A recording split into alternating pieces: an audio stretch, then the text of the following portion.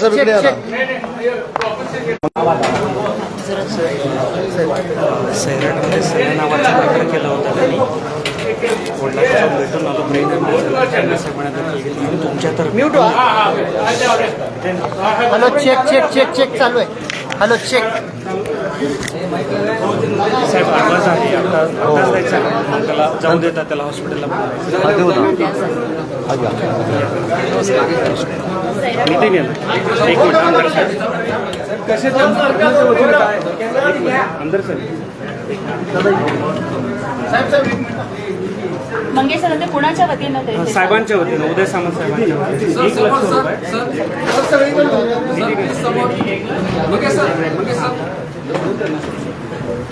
1 lakh thank you so much. आणि बाकी काय असेल मी माझं संपर्क काय असेल काय पाहिजे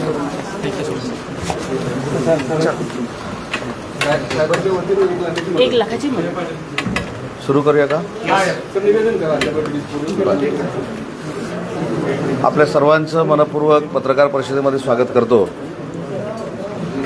आज सकाळपासूनच सोलापूर जिल्ह्याच्या दौऱ्यावर होतो. अक्कलकोटला देखील मेत्रे साहेबांच्या नेतृत्वाखाली आमचा एक पदाधिकाऱ्यांचा मेळावा झाला.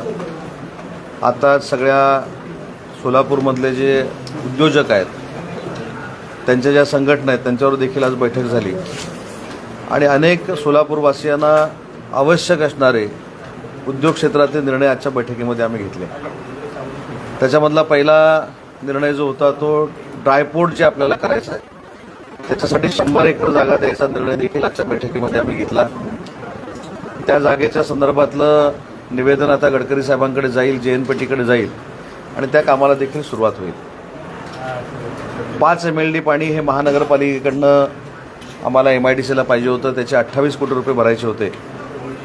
ते 2 वर्षामध्ये 28 कोटी रुपये भरण्याचा निर्णय आम्ही घेतला आहे. 7 कोटी रुपये 2 ते 3 दिवसात आम्ही महानगरपालिकेला देतोय आणि महानगरपालिकेनं पुढचे पैसे हे 2 वर्षामध्ये भरावेत असा टप्पा दिल्यामुळे हे देखील 28 कोटी रुपये आम्ही त्यांना भरू. त्याच्यामुळे उद्योजकांची 5 MLD पाण्याची जी अडचण होती ती देखील दूर करण्यामध्ये आज आम्ही यशस्वी झालो.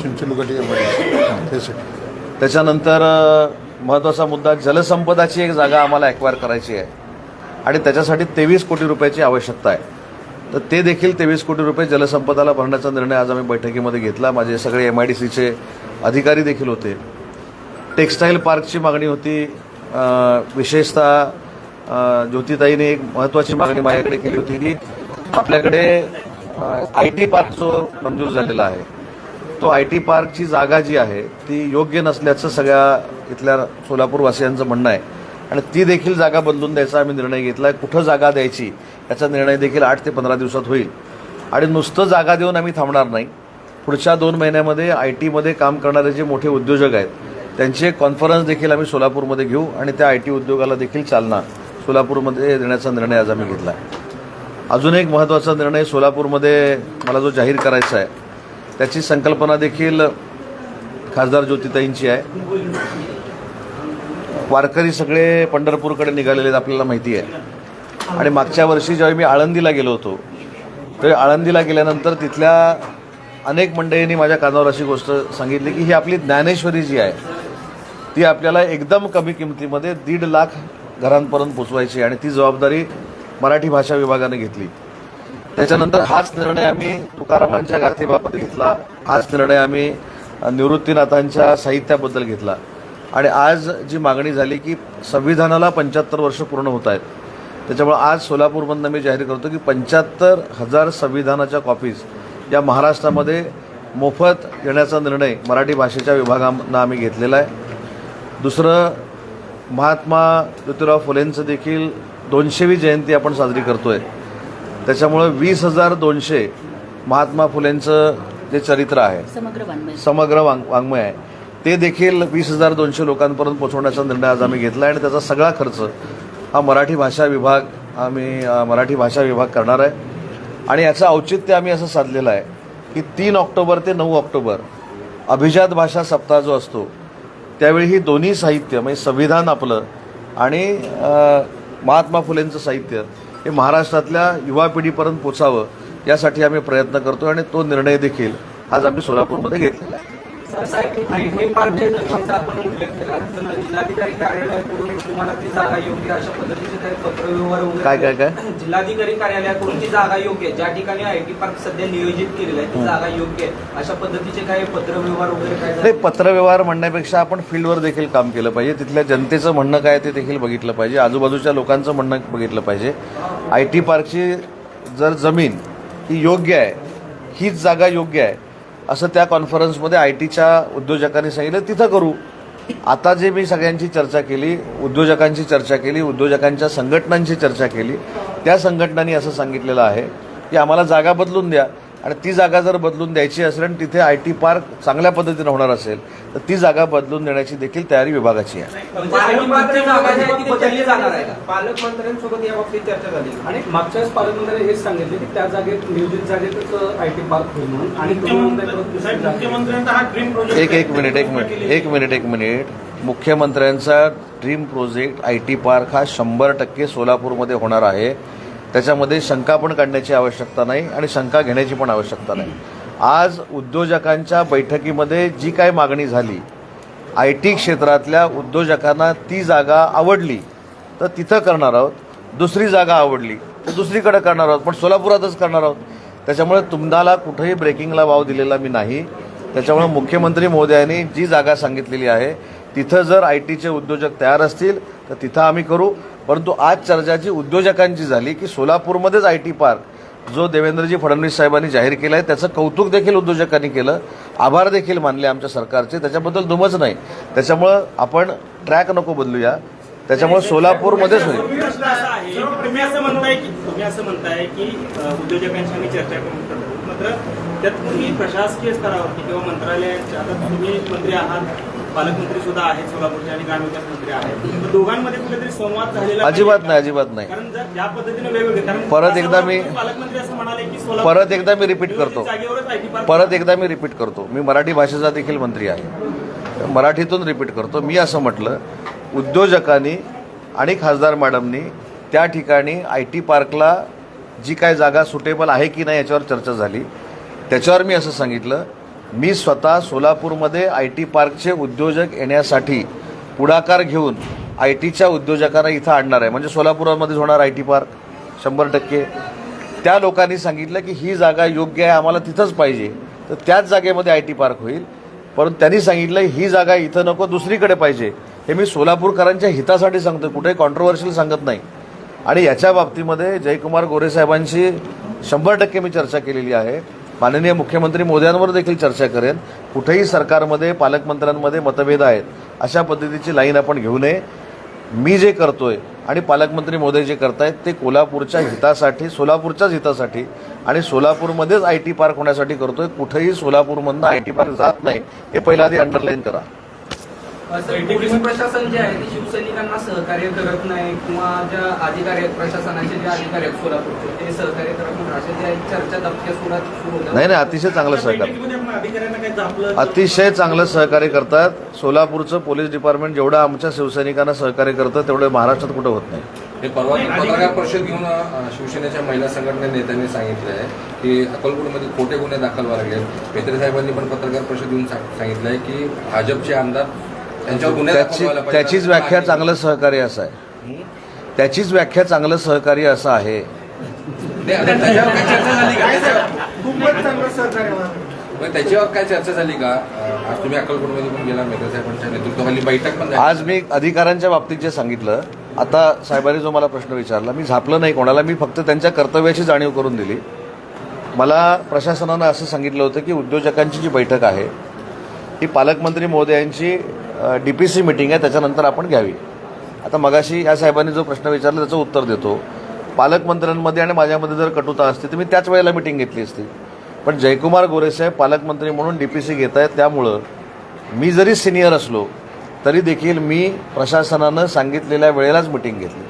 त्याच्यानंतर मला जेव्हा आमदार साहेबांनी सांगितले की आता DPCची मिटिंग संपली, ताईंनी सांगितली, त्याच्यानंतर अर्ध्या तासानं मी माझी मिटिंग सुरू केली. मिटिंग सुरू केल्यानंतर महानगरपालिकेचा एक इश्यू होता, आयुक्त नव्हते. त्याच्यानंतर लॉ अँड ऑर्डरचा एक इश्यू होता, SP साहेब नव्हते. त्याच्यानंतर जिल्हाधिकाऱ्यांनी एका जागेसंदर्भात निर्णय घ्यायचा होता म्हणून जिल्हाधिकारी नव्हते. त्याच्यामुळे मी त्यांना असं सांगितलं की शेवटी कोणाला पटवणं मोठं, मी आज उद्योगमंत्री आहे, मिटिंगला माझ्या यायलाच लागेल. त्याच्यामुळे तुम्ही जर आला तर जनतेचे प्रश्न सुटतील, सोलापूरकर वासियांचे प्रश्न सुटतील असं मी सौम्य भाषेत सांगितल्यानंतर ते 10 मिनिटात आले. साहेब, आपण असं म्हणताय संवाद आहे, मात्र आपल्या शेजारी मित्रसाहेब बसले. मित्रसाहेबांनी परवा असं सांगितलं की भाजपची हुकुमशाही सुरू आहे सोलापूरसह राज्यभरामध्ये आणि शिवसेनेवरती त्या शिवसैनिकांवरती अन्याय होतो. त्या मताशी आपण सहमत नाही आहेत का याचा अर्थ, किंवा सोलापूरमध्ये आपल्याला काय अनुभव होतो? नाही, शासन म्हणून आम्ही सगळे महायुतीमध्ये काम करतोय. महायुतीच्या प्रत्येक मंत्र्याची जबाबदारी आहे की महायुतीतल्या प्रत्येक घटक पक्षाला पुढे घेऊन गेलं पाहिजे, त्याच्याबरोबर संवाद ठेवला पाहिजे, त्यांच्याबरोबर चांगले संबंध असले पाहिजेत. हे प्रत्येकाचे नियम प्रत्येक पक्षानं समन्वय समितीनं घालून दिलेले नियम आहेत.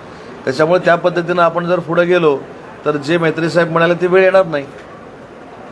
कुंभारी MIDC च्या संदर्भात सांगितलं ना, कुंभारी MIDCच्या बाबतीत ॲक्विएशन जे जादा करायचं आहे त्याचे पैसे भरण्याचा पण निर्णय घेतला आम्ही. संजय राऊत असं म्हणताय की लवकरच आता देवेंद्र फडणवीस हे केंद्रात जाणार आहे आणि त्यांच्या जागी 52 पुढे मुख्यमंत्री असतील. एकनाथ शिंदेना काही संधी वगैरे काही मिळणार नाही, त्यांनी आपलं काम केलं. हे तुम्ही किती वर्ष ऐकताय सांगा मला? 3.5 नाही, 4 वर्ष झाली आता.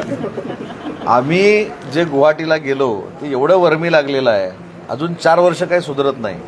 त्याच्यामुळे सकाळी उठल्यानंतर पूर्वीच्या काळामध्ये तुम्हाला माहीत असेल की मुघलांना संताजी धनाजींचे घोडे देखील पाण्यात दिसायचे, तसे उठल्यानंतर झोपेपर्यंत एकनाथ शिंदे साहेब त्यांना दिसतात. त्यामुळे त्यांच्यावर आम्ही काही बोलत नाही, त्यांना काय मनावर घेत नाही. कधी कधी आमच्या ज्योतिताई त्यांना व्यवस्थित चांगल्या पद्धतीनं त्यांच्याच भाषेत उत्तर देतात, ती त्यांना बास असते.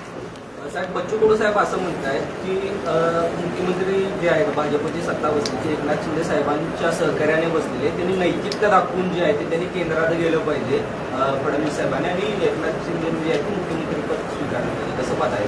नाही, मी बच्चू भाऊंची स्टेटमेंट बघितली, ते असं त्याच्यामधलं वर्डिंग नव्हतं.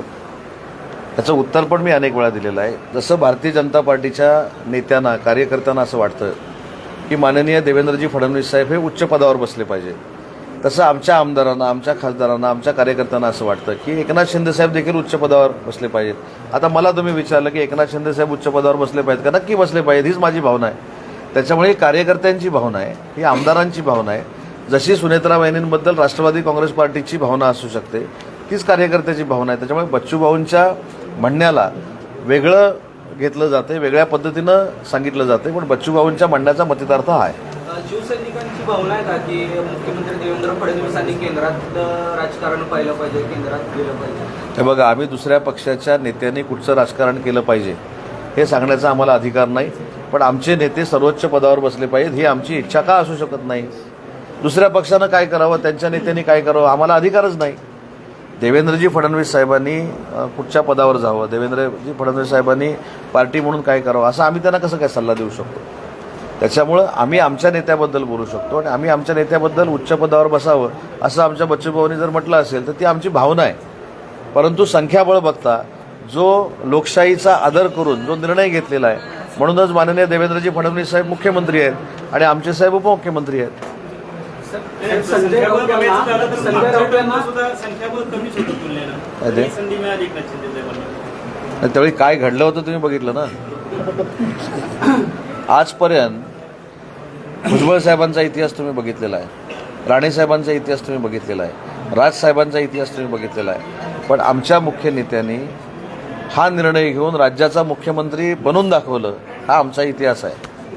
साहेब, संजय राऊत यांना काँग्रेसकडून खासदारकीची ऑफर आहे असं नरेश मस्के म्हणतात. ते काँग्रेसमध्ये प्रवेश पण करतील कदाचित. हा, अजून एक महत्त्वाची गोष्ट जाता जाता जी सोलापूरसाठी अतिशय महत्त्वाची आम्ही करतोय, मराठी भाषा विभाग हा माझ्याकडे विभाग आहे. त्याच्यामुळे परवा विधानसभेमध्ये मी 8 मराठी भाषा जिल्हा केंद्र जाहीर केली. त्याच्यात सोलापूर देखील आता 9वं आम्ही जाहीर करतोय. आणि ते मराठी भाषा केंद्र करताना त्याच्यामध्ये तेलुगू आणि कन्नडवर देखील रिसर्च जर करायचा असेल तर त्या मराठी भाषा केंद्रातनं होऊ शकतं. आणि आमच्याकडे एक यंत्रणा आहे, यशवंतराव चव्हाण अनुदान समिती, त्याचं केंद्र पण आम्ही तिथं सुरू करणार आहोत. याचं कारण तमिळी आणि कर्नाटकमधलं कानडी हे साहित्य जर मराठीमध्ये कोणाला प्रकाशित करायचं असेल किंवा मराठीमध्ये अनुवाद करायचा असेल तर त्या यशवंतराव चव्हाण अनुदान समितीचा उपयोग या सगळ्या साहित्यिकांसाठी होऊ शकतो. म्हणून एक अतिशय महत्त्वाचा निर्णय आज आम्ही घेतला. साहेब, अभिनेता अरबाज शेखच्या वडिलांना आपण आज आर्थिक मदत केलेली आहे. शिवसेना नेहमीच वैद्यकीय वर्षाच्या माध्यमातून आता वैयक्तिक मदत केली आहे, काय सांगितलं? नाही, मी वैयक्तिक नाही, शिवसेनेमार्फतच ती मदत केलेली आहे. शेवटी माननीय एकनाथ शिंदे साहेबांच्या नेतृत्वाखाली 80% समाजकारण आणि 20% राजकारण हे कशा पद्धतीनं होतं त्याचाच तो एक प्रकार होता. काल त्याचा व्हिडिओ बघितल्यानंतर विशेषतः आमचे मित्र मंगेश चिवटेंनी त्याच्यामध्ये पुढाकार घेतला, जे आमचा पूर्ण त्या आरोग्य विभागाचे प्रमुख म्हणून काम करतात, आरोग्यदूत म्हणून काम करतायत आणि त्यांच्या पाठपुराव्यामुळे शिवसेनेच्या वतीनं आम्ही त्यांना मदत केलेली आहे. आणि मला असं वाटतं की हा माननीय शिंदे साहेबांचा स्वभाव आहे, तो आम्ही फक्त कॅरी फॉरवर्ड करतो. सर, सोलापूर जिल्ह्याचे सुपुत्र आमचे ज्येष्ठ पत्रकार आणि वैद्यकीय शिवसेनेच्या वैद्यकीय पक्षाचे प्रमुख नागेशभाऊ चिवटे हे शिक्षक मतदारसंघामध्ये इच्छुक आहेत. तर आम्हाला एक पत्रकार आमदार मिळेल. मी कधी अनेक पत्रकार परिषदेमध्ये असं सांगितलं आहे, मला झेपतील आणि मला सोसतील असेच प्रश्न विचारत जा. आता मंगेश चिवटेंना या पदावर बसवण्याचा पूर्ण अधिकार हा माननीय एकनाथ शिंदे साहेबांचा आहे आणि त्या अधिकारामध्ये कोणीही शिफारस करत नाहीत. याचं मूर्तिमंत उदाहरण म्हणजे आपल्या खासदार मॅडम आहे. त्याच्यामुळे साहेबांना शिफारसीची आवश्यकता नाही. साहेबांना योग्य निर्णय घेण्याची ताकद कशी आहे हे पूर्ण देशानं बघितलेलं आहे. त्याच्यामुळं म्हणून मी सांगितलं माझ्या तब्येतीचा पुण्याला चला.